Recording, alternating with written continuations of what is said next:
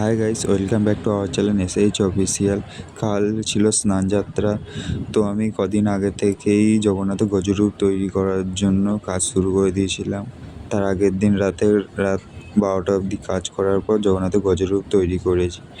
সকালবেলা ঠাকুর ঘরে চলে গেছি, তোমরা দেখতেই পাচ্ছ বলরাম সুভদ্রা রানীকে কত সুন্দর রেডি করানো হয়েছে স্নান করানোর জন্য। জগন্নাথকেও রেডি হয়ে গেছে, সবাই এবার স্নান বেদিতে যাওয়ার জন্য রেডি।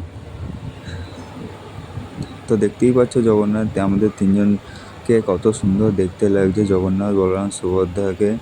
তারা একদম আজ হচ্ছে সেই বিশাল যেখানে জগন্নাথ প্রভু চানের পর গজরূপ দর্শন করবে। এখানে একটা ছুটি জগন্নাথ আছে, এটা আমাদের বাড়ির বড় জগন্নাথ।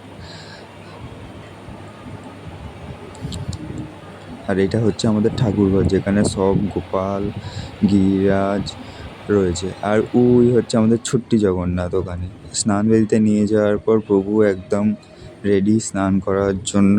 তোমরা দেখতেই পাচ্ছ এই যে প্রভু স্নান শুরু হয়ে গেছে।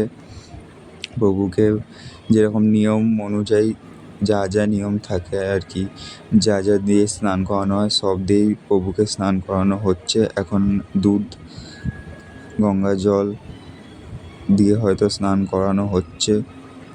আর স্নানের পর জগন্নাথের গজরূপ তোমরা দেখতেই পাচ্ছ, যেটা আগের দিন তৈরি করেছি, যেটা ভিডিও শুরুতে দেখলে।